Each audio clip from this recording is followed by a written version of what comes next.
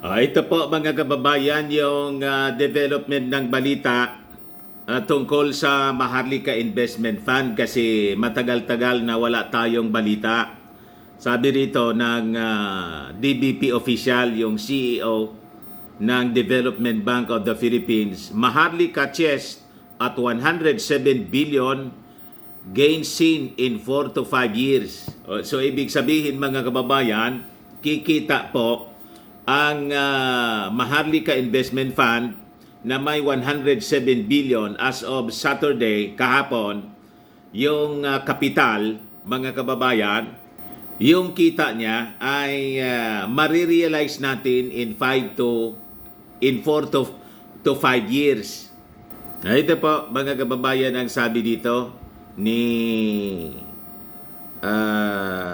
DBP President and CEO Michael De Jesus sa interview mga kababayan noong Saturday. So it will take 4 to 5 years before mga kababayan na kikita po ito. So maswerte po yung papalit sa ating Pangulong Bongbong Marcos. Kaya yung duda ng duda na ang kikita dito, yung mga opisyal ngayon, mali po kayo. Hindi man po ganon kabilis na agad-agad kikita na yung investment fund. But before ko mga kababayan ibigay sa inyo yung kwento, click subscribe muna dito sa ating YouTube channel and hit the notification bell para lagi po kayong updated sa mga kaganapan dito sa ating bansa.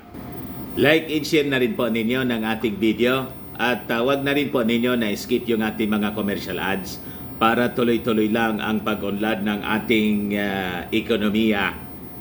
So sabi dito sa balita, the country could expect to see economic gains from the Maharlika Investment Fund or MIF by the time President Marcos steps down in 2028, the Chief of the Development Bank of the Philippines said on Saturday.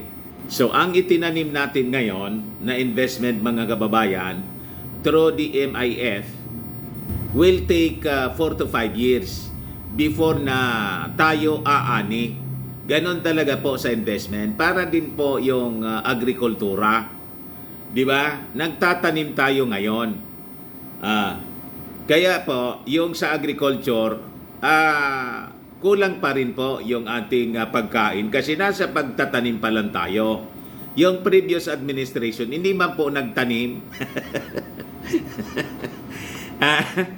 Kaya nag-expect kayo na in 1 year time, magiging sufficient na po yung ating pagkain. Hindi man po ganon.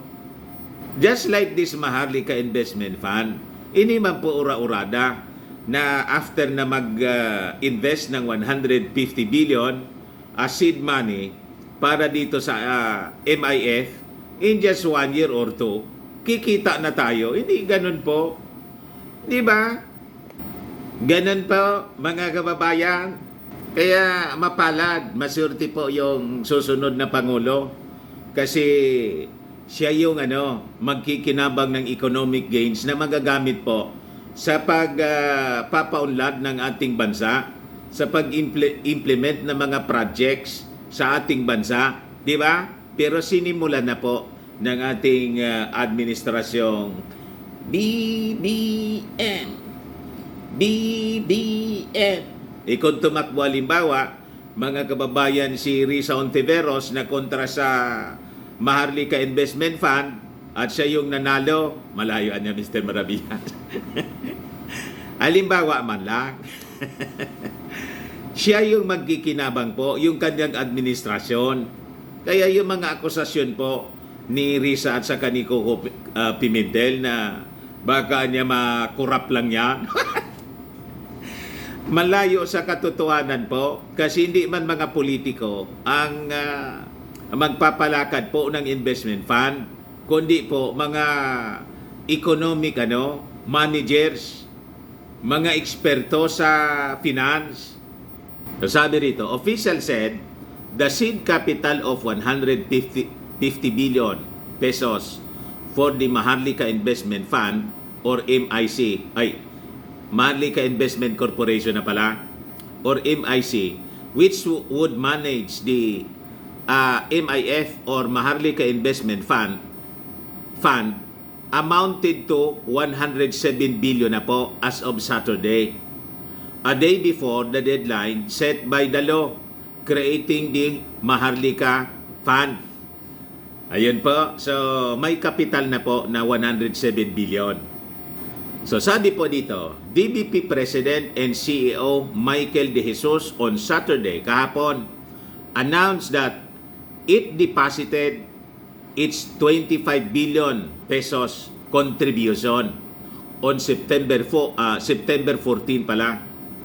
The same day that the Land Bank of the Philippines remitted its 50 billion share to the Bureau of Treasury. So ito yung paiikutin po, mga kababayan, dito sa investment fund.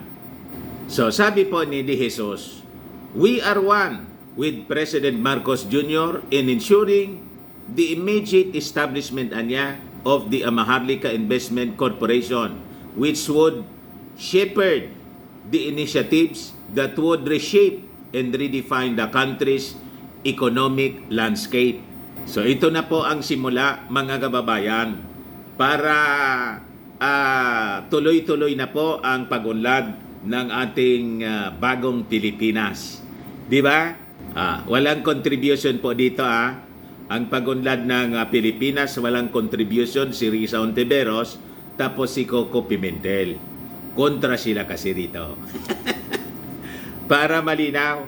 So sabi rito, mga kababayan, sa balita, Republic Act number 11954, the law that established the MIF, directs the Bangko Sentral ng Pilipinas to contribute to the national government's share of 50 billion in initial MIC capitalization from 50% of its dividends, which are amounted to.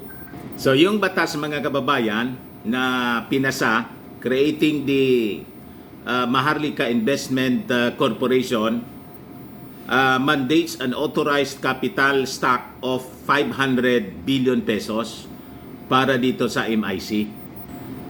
Finance Secretary Benjamin Diokno, who will chair the MIC, on Friday said that the remittances from the country's two largest state-owned financial institutions would pave the way for the full operationalization of the company by year-end.